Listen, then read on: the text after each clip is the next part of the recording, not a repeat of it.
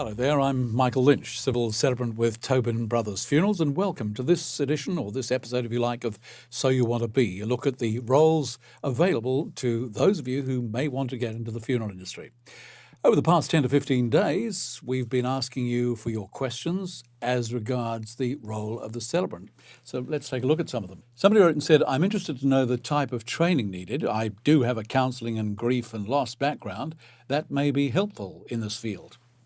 Yeah, it might be helpful in the field, but I think it's important to point out that grief counselling is not the primary role. In fact, it's not the role at all of the celebrant. The role of the celebrant basically is to meet with a grieving family, to gather as much information as you possibly can, and then to write it in a very interesting form and present it on the day of the funeral.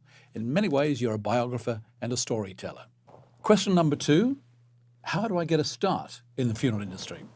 Well, I think before you ask how, you need to ask yourself why. Why do I want to work in the funeral industry, and in what capacity?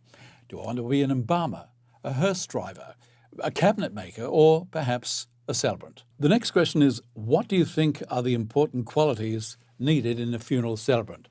Well, I suppose the prerequisite is somebody who has empathy, somebody who can sit down and is intent upon devising the most meaningful service they possibly can for what, for many families, is the most, or one of the most emotional days in their lives. Now, to do this effectively, you must be a good listener, but more importantly, you must be a good hearer. You must have an excellent command of the English language, exceptional writing and storytelling skills, a very good general knowledge, and preferably a fairly broad or eclectic understanding of music, because of course music has become such an integral part of funeral services today. But most importantly, you must also be a clear and confident speaker, with a sense of theatre perhaps.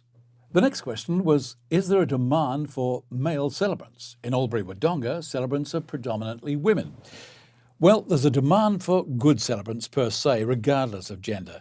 Although some families certainly do express from time to time a preference for a male over a female or vice versa. Did your work in the media help you once you became a funeral celebrant?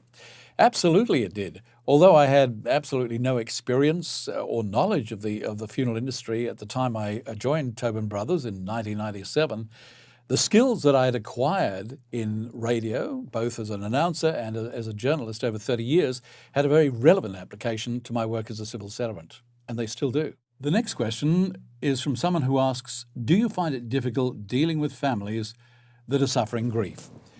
That's an interesting question, because I think from a celebrant point of view, the most important thing to find out when you knock on that door is how that death is affecting the family. And to some extent, the way the family reacts towards you will, to some extent, help you decide how you're going to frame your questions, and obviously employ sensitivity and tact where that is necessary.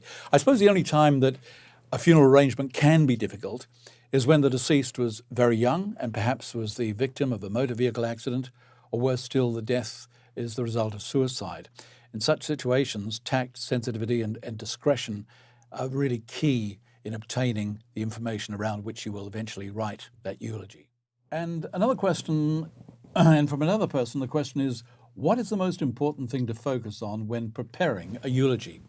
Well, I suppose the most important objective is to write a story that faithfully reflects the personality of the person who has died, and to share with those present the milestones and achievements of the deceased's life. And that can really only be achieved if the celebrant has not only listened to the responses from families, but actually heard what they've said. For instance, if somebody said to me, Dad had a quirky sense of humour, as a celebrant I could write, their dad had a quirky sense of humour.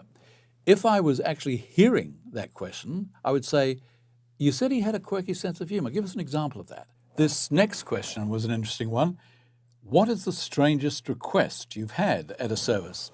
Well, some years ago, I was asked to read a prepared statement by the adult children of a father that the children clearly despised. Now, prior to reading the statement, I made it known to people attending the funeral that these were not my words, but the words of the adult children who had stipulated that I should not change anything at all, but must read it verbatim, which I did.